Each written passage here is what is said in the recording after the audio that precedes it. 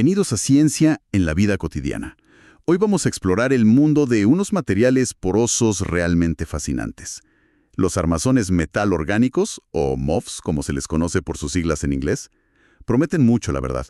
Pero, ¿qué hay detrás de esa promesa? Para entenderlo mejor, nos guiaremos por extractos del capítulo 13, Los fundamentos de la absorción y separación de gases en MOFs, del libro Introduction to Reticular Chemistry. Nuestro objetivo hoy es desentrañar cómo estos materiales interactúan con los gases, es decir, cómo los almacenan.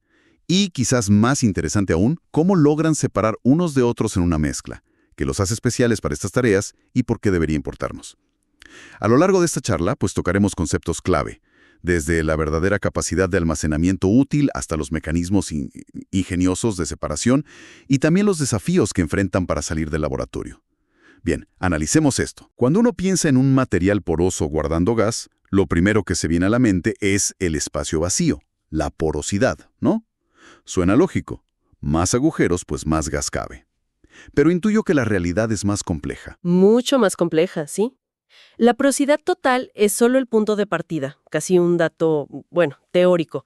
Para aplicaciones reales, piensa en un tanque de hidrógeno para un vehículo o en capturar CO2 de una fábrica. Lo que importa son parámetros mucho más prácticos. Necesitamos saber cuánto gas útil podemos meter y sacar. Esa es la capacidad de trabajo. Ah, ok. La útil. Exacto. También qué tan rápido lo hace, o sea, la cinética. Importante. Y cuántos ciclos de carga y descarga aguanta sin estropearse, que es la estabilidad de ciclo. Además, con qué fuerza se adhiere ese gas al material, algo que medimos con el calor isostérico de absorción, o QST. QST. Sí. Y claro, si queremos separar gases, la selectividad es la reina. Ahí está la clave. Vaya. Son varios factores críticos. Entonces, no basta con que un MOF sea como una esponja, con mucho volumen interno. Hay que mirar, digamos, la letra pequeña para saber si funcionará en el mundo real. Exactamente. No es tan sencillo. En el material fuente encontré una distinción que me generó curiosidad. La diferencia entre captación excedente y total. ¿Acaso no es lo mismo todo el gas que está dentro del material? Parecería que sí. Es una diferencia sutil, pero crucial, sobre todo a altas presiones, como las que se manejan en almacenamiento de combustibles, por ejemplo. Imagina el poro del MOF. La captación excedente, también llamada exceso de Gibbs, mide cuánto gas adicional hay gracias a que pusimos el MOF. Ajá. Comparado con tener solo gas comprimido en ese mismo volumen del poro. Se refiere principalmente a las moléculas que están físicamente pegadas, absorbidas en las paredes internas del MOF. Ok, las que interactúan directamente. Que a presiones muy altas, el gas libre ya está muy comprimido de por sí. Llega un punto en que meter más gas comprimido en el centro del poro es casi igual de eficiente o ineficiente que tenerlo fuera. El beneficio del material absorbente disminuye. Ah, claro. Pierde su ventaja comparativa, digamos. Exacto. En cambio, la captación total sí cuenta todo el gas dentro del volumen del poro, o sea, el que está adherido a la pared y también el que está simplemente comprimido en el espacio que queda libre en el centro. Todo lo que está dentro. Sí, se calcula sumando la captación excedente y la contribución del gas comprimido, que es básicamente la densidad del gas por el volumen del poro. Para MOFs con poros muy pequeños, los microporosos, ambas captaciones son casi iguales. Pero en otros no.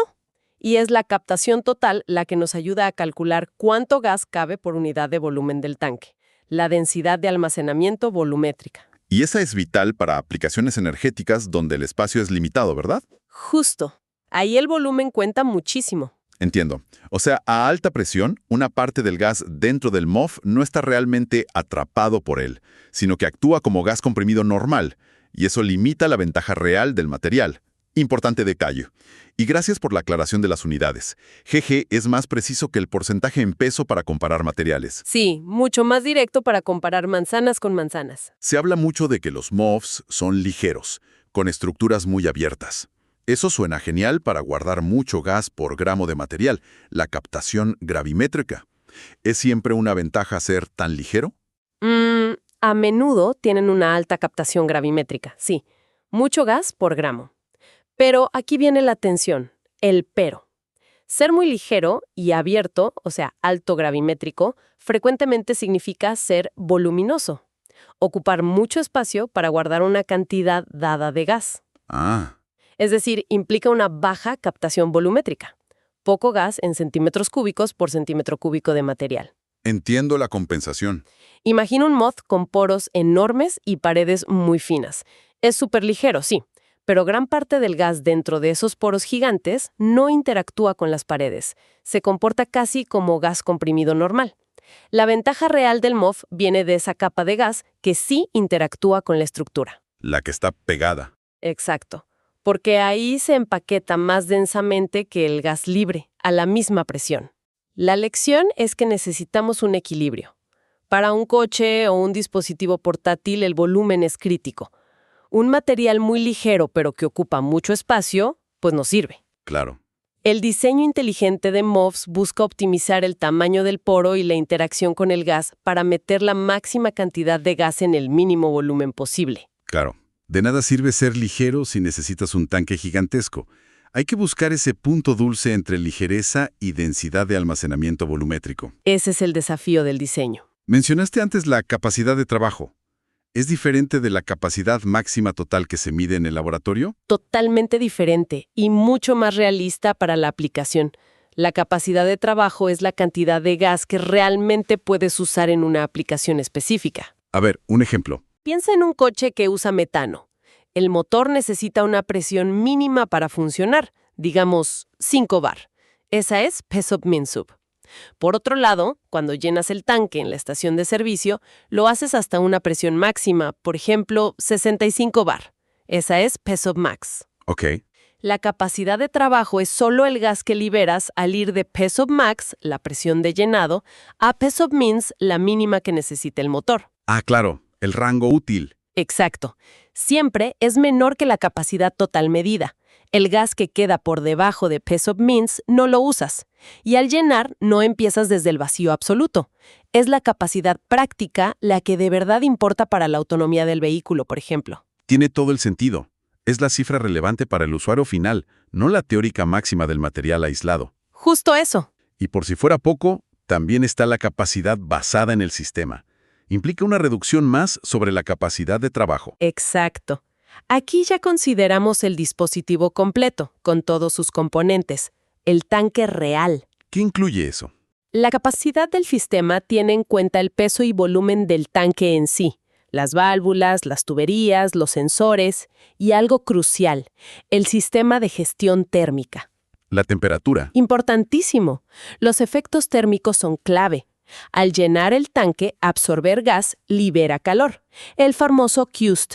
Si no disipas ese calor eficientemente, el MOF se calienta.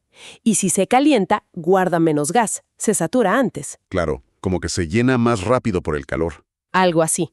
Y al revés, al usar el gas, la desorción consume calor, enfría el material. Si se enfría demasiado, retiene el gas con más fuerza y te cuesta sacarlo a bajas presiones. Reduces la cantidad útil liberada. Vaya problema. Por tanto, la capacidad real a nivel de sistema, considerando el peso muerto de los componentes y la gestión del calor, siempre es inferior a la capacidad de trabajo medida idealmente en el laboratorio. Es el techo real de cuánto gas útil tienes al final del día. Es impresionante cómo la cifra inicial de capacidad se va reduciendo a medida que consideramos la ingeniería del mundo real y la termodinámica. El diablo está en los detalles, como dicen. Totalmente. Pasar del material al sistema es un gran salto. Hacemos una breve pausa para recordar a quienes están suscritos al canal que pueden encontrar enlaces al material original que inspira esta conversación en la descripción del video o del audio. Seguimos explorando. Bien, ya vimos los desafíos de almacenar gas. Es complejo, pero ¿qué pasa si tenemos una mezcla como aire, N2O2, o gases de combustión, CO2N2, y queremos separar un componente? ¿Cómo lo hacen estos materiales porosos? ¿Cuál es el truco? Aquí entran en juego dos estrategias principales, dos mecanismos fundamentales: la separación termodinámica y la separación cinética. Termodinámica y cinética. Ok. La separación termodinámica, que a veces se llama de equilibrio, se basa en la afinidad química. Es decir, el material prefiere absorber un tipo de gas más que otro, porque interactúa más fuertemente con él. Hay una atracción selectiva. Como un imán selectivo. Algo así. Esto suele dominar cuando los poros son relativamente grandes y todas las moléculas pueden entrar y salir sin problemas de tamaño. La separación se da cuando el sistema alcanza el equilibrio. Entendido. ¿Y la cinética? La separación cinética, en cambio, se basa en la velocidad. Aprovecha las diferencias en cómo de rápido se mueven los distintos gases a través de la estructura porosa. Moléculas más rápidas o que tienen un camino más fácil, pues pasan primero o se absorben más rápido. Ah, como una carrera. Exacto. Es una separación basada en diferencias de tasas, no necesariamente en quién se pega más fuerte al final. En la práctica, a menudo ambos mecanismos contribuyen a la vez. Lo importante es entender cuál es el dominante para poder diseñar el material y el proceso adecuado. Afinidad versus velocidad. Dos enfoques distintos para conseguir la separación. Interesante. Si profundizamos en la separación termodinámica, como decíamos, esta reina cuando los poros son amplios. El diámetro del poro es mucho mayor que el tamaño de las moléculas de gas. Ok. Lo atractivo aquí es que podemos, en principio, ajustar esta afinidad selectiva modificando la química del MOF. Podemos añadir grupos funcionales específicos a los bloques orgánicos que forman el MOF o crear sitios metálicos expuestos que actúen como trampas preferenciales para un tipo de gas. Ingeniería molecular, básicamente. ¿Sí? El alor isostérico de absorción QST a baja concentración de gas nos da una medida de la fuerza de esa interacción preferencial. Modificar la química del MOF busca maximizar la diferencia de QST entre los gases que queremos separar. Es como diseñar una pegatina molecular muy específica dentro del poro, que atrape solo al gas que nos interesa. Ajustar la química para la selectividad. Esa es la idea fundamental detrás de la separación termodinámica. Ahora, en la separación cinética, la clave es la diferencia en la difusividad de los gases, su capacidad para moverse dentro de la estructura porosa. La movilidad dentro del material. Exacto. Y la difusividad depende críticamente de la arquitectura de los poros, su tamaño, su forma, cómo se conectan entre sí. Cambios mínimos en las ventanas que conectan las cavidades del MOF pueden alterar drásticamente la velocidad de paso de un gas específico. También influye la forma de la molécula. Imagina una molécula lineal comparada con una ramificada. La lineal puede colarse por sitios estrechos donde la ramificada se atasca. Aquí manda la geometría a nanoescala, la arquitectura del laberinto interno. No tanto la química, sino la física del transporte. Predomina la estructura física, sí. Y es interesante que el tipo de tráfico dentro del MOF cambia según el tamaño del poro comparado con la distancia que una molécula de gas viaja antes de chocar con otra, lo que se llama el camino libre medio. ¿Cómo cambia? Bueno, en poros muy grandes es como una autopista. Las moléculas chocan más entre sí. Eso es difusión molecular. En poros medianos, del tamaño del camino libre medio, chocan más con las paredes del poro. Es la difusión de Knudens. Y aquí, los gases más ligeros suelen ir más rápido. Ajá. En poros muy estrechos, ya del tamaño de las propias moléculas, es como una carrera de obstáculos muy compleja. Se llama difusión configuracional. Complicado. Y no olvidemos que las moléculas que ya están absorbidas pueden caminar por las paredes. Es la difusión superficial. Es un movimiento que requiere energía, como saltar de un sitio a otro, y puede ser más o menos rápido dependiendo de cuán fuerte estén pegadas esas moléculas. Un microcosmos con sus propias reglas de tráfico. Y las moléculas pueden usar las paredes como atajos o caminos alternativos. Fascinante. Es un mundo complejo ahí dentro. Y además, la forma del poro también cuenta mucho, no solo el tamaño. La forma. Sí. Poros cilíndricos suelen permitir una difusión más rápida. Si tienes esferas cerradas, pues es un callejón sin salida. La difusión se detiene ahí. En sistemas 3D con cavidades conectadas por ventanas estrechas, como en muchos MOF, la difusión se ralentiza, pero no se detiene. La velocidad depende crucialmente del tamaño de esas ventanas de conexión. La forma del camino importa tanto como su anchura. Tiene lógica. Dentro de la separación cinética hay mecanismos específicos que se aprovechan. El más intuitivo es la exclusión por tamaño, el tamizado molecular. ¿Como un colador? Exacto. Los poros son tan finos que solo las moléculas más pequeñas pasan. Es muy efectivo, pero a menudo genera mucha resistencia al flujo de gas, una caída de presión grande, lo cual no siempre es deseable. Entiendo. Pero quizás lo más sorprendente y único de estos materiales es el efecto gate opening. Apertura de puerta. Suena intrigante. Lo es. Hay MOFs que son flexibles. Su estructura no es rígida y puede cambiar. Pueden estar en una fase cerrada, con poros estrechos, y abrirse, pasar a una fase de poros anchos cuando se alcanza cierta presión o temperatura. Wow. Actúan como una puerta selectiva que solo se abre para ciertos gases bajo condiciones específicas. Es muy útil para separaciones difíciles, como algunos hidrocarburos ligeros. Esta flexibilidad es una característica bastante única de estos materiales reticulares, MOFs-COFs. Aunque, controlar la voluntad, diseñarla a medida siga siendo un gran reto. Materiales que cambian de forma para dejar pasar selectivamente. Eso sí que es ingeniería de materiales avanzada. Casi como un sistema biológico, ¿no? Se busca inspiración ahí, sí. Materiales que respondan a estímulos. Hemos visto las dos estrategias. Afinidad termodinámica y velocidad o tamaño cinética. Pero, ¿cómo medimos qué tan bien funciona un MOF separando?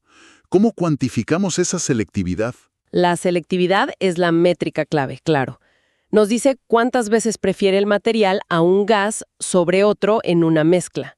Y como vimos, puede lograrse por diferencias de afinidad o por diferencias de tamaño o difusión. Ok. La selectividad termodinámica, que domina en poros grandes, se relaciona con la afinidad inicial, medida por las constantes de Henry, K1, K2. Depende de propiedades del gas como la polarizabilidad o el momento cuadrupolar. Por ejemplo, para separar CO2 de N2, como en los gases de chimenea. Un caso muy importante. Sí. El CO2 es más polarizable y tiene un momento cuadrupolar mayor que el N2. Interactúa más fuerte con sitios polares del MOF y eso da una buena selectividad termodinámica a favor del CO2. La química favorece al CO2. Exacto. Ahora, la selectividad cinética es más compleja.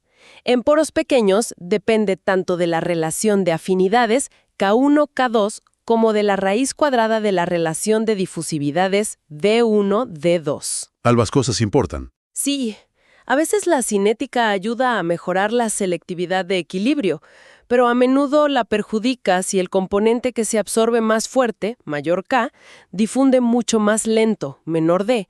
Requiere diferencias significativas en el tamaño cinético de las moléculas. Funciona bien, por ejemplo, para separar isómeros de buteno, que tienen tamaños distintos, pero es muy difícil para CO2, N2, porque sus tamaños son muy parecidos.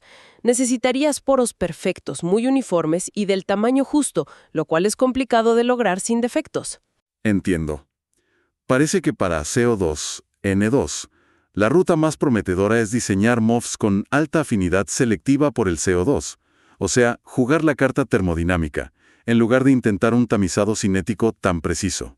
En general, sí. Para esa separación se apuesta más por la termodinámica. Para medir o predecir la selectividad en la práctica hay varios métodos comunes. ¿Cuáles son? Bueno, una estimación rápida se puede hacer usando las isotermas de cada gas medido, por separado. Calculas la selectividad como la relación de cantidades absorbidas dividida por la relación de presiones parciales. Pero es solo cualitativa, porque ignora la competencia real que ocurre cuando ambos gases están juntos peleando por los mismos sitios de absorción. Es una primera aproximación. Exacto. Un método más preciso es usar la teoría de solución ideal absorbida, o IAST por sus siglas en inglés. Usa modelos matemáticos ajustados a las isotermas individuales para predecir cómo se comportará la mezcla, asumiendo que se comporta idealmente en la fase absorbida. Más sofisticado. Sí, pero requiere datos experimentales de muy alta calidad y tiene sus limitaciones. No funciona bien, por ejemplo, con MOFs flexibles que cambian de estructura.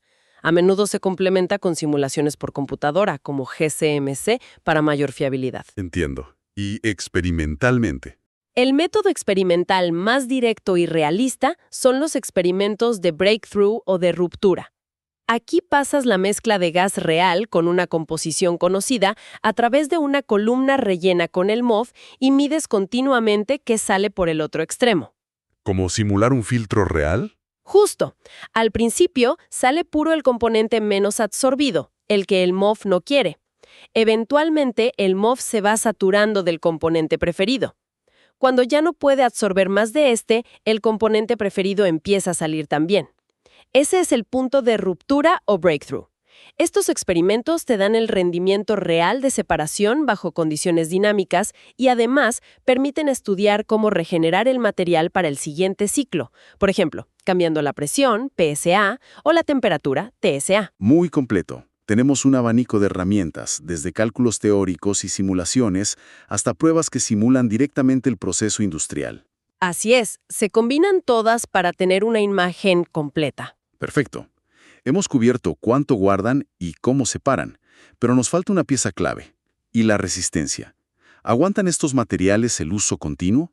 ¿Los ciclos de carga y descarga? ¿El calor? ¿Las vibraciones? La durabilidad parece fundamental para cualquier aplicación real. Absolutamente fundamental. Es un punto crítico. Un material puede ser maravilloso en el primer ciclo de uso en el laboratorio, pero si se degrada rápido, si no aguanta muchos ciclos, no sirve para una aplicación real. La estabilidad a largo plazo y bajo condiciones de operación reales es clave, y a veces se pasa por alto o se evalúa muy tarde en las fases iniciales de investigación. ¿Qué tipo de estrés sufran? Hay dos tipos principales. Primero, el estrés térmico. Como dijimos, la absorción genera calor, exotérmica, y la desorción lo consume, endotérmica. Y no es poco calor. El ejemplo que mencionan del MOF HKUST-1 para almacenar metano es brutal. Para guardar 20 kilogramos de metano, que sería algo útil para la autonomía de un vehículo, necesitarías unos 140 kilos de este MOF. Bastante material. Sí, y la energía liberada al llenarlo completamente, con un QVES de unos 20 kilojoules por mol, es enorme, unos 25,000 kilojoules. Si no gestionas ese calor, si no lo disipas, la temperatura del material podría subir teóricamente más de 120 grados Celsius. Impresionante. Esto subraya la necesidad de que los MOFs sean térmicamente muy robustos y de que el sistema tenga buena gestión térmica. Queda clarísimo. ¿Y el otro estrés? El otro es el estrés mecánico. Los MOFs no suelen usarse como polvo fino en aplicaciones reales. Normalmente se compactan, se forman en pellets, gránulos o extrudidos para poder usarlos en columnas o tanques. Tienen que resistir ese proceso de conformación sin aplastarse, sin que su estructura colapse. Y si piensas en una aplicación móvil como un vehículo, además están sujetos a vibraciones constantes durante el uso. Se necesita una gran robustez estructural. Ese cálculo del cambio de temperatura es impactante. Realmente subraya que el material no solo tiene que funcionar bien al principio, sino que tiene que ser un todoterreno, capaz de aguantar el castigo térmico y mecánico del uso real, una y otra vez, ciclo tras ciclo. Exactamente. La estabilidad es, a menudo, el cuello de botella para llevar estos materiales de laboratorio al mercado. Bien, creo que hemos hecho una exploración bastante completa de cómo los armazones metalorgánicos interactúan con los gases, basándonos en nuestro material fuente. Ha sido muy revelador. Vimos que la capacidad de almacenamiento real es un concepto, multifacético. Hay que hablar de capacidad de trabajo, de sistema, volumétrica, y que va mucho más allá de la simple porosidad inicial. Cierto. Entendimos las dos grandes vías para la separación: jugar con la afinidad química, la termodinámica, o con la velocidad y el tamaño, la cinética. Y vimos mecanismos superingeniosos como el gate opening. Sí, fascinante. Y finalmente, hemos destacado la importancia crucial de medir bien la selectividad y sobre todo de la estabilidad. La estabilidad térmica y mecánica es indispensable para que estos materiales den el salto a aplicaciones prácticas. ¿La conclusión? Pues que diseñar estos materiales porosos para tareas específicas como almacenar combustibles o purificar gases es un reto de ingeniería nanométrica muy sofisticado. No son simples esponjas, sino estructuras complejas donde la química, la geometría y la respuesta a estímulos externos deben controlarse con una precisión asombrosa. Exacto. Y lo que resulta emocionante, creo yo, es pensar en el siguiente paso. Ya vemos capacidades notables de almacenamiento y separación selectiva hoy en día, pero fenómenos como el gate opening, donde el material responde activamente a su entorno, abren la puerta a preguntas más profundas. ¿Qué otras funcionalidades inteligentes, más allá de simplemente atrapar o filtrar pasivamente, podríamos empezar a diseñar en estas estructuras porosas para el futuro? ¿Cómo cuáles? Pues materiales que integren sensores dentro de su estructura, que realicen catálisis selectiva justo donde ocurre la separación, o que liberen moléculas de forma muy controlada en respuesta a señales específicas, no solo presión o temperatura. El potencial para crear materiales con comportamientos programados, casi como máquinas moleculares, es enorme. Ahí hay un campo de exploración fascinante. Definitivamente, un futuro prometedor y lleno de desafíos. Esperamos que esta exploración detallada del mundo de los MOFs y la absorción de gases haya sido interesante y, sobre todo, que haya generado nuevas preguntas e ideas. Si les gustó este análisis, les animamos a suscribirse al canal Ciencia en la Vida Cotidiana, darle me gusta a este contenido y activar las notificaciones para no perderse futuras conversaciones sobre ciencia y tecnología que nos rodean día a día. Hasta la próxima.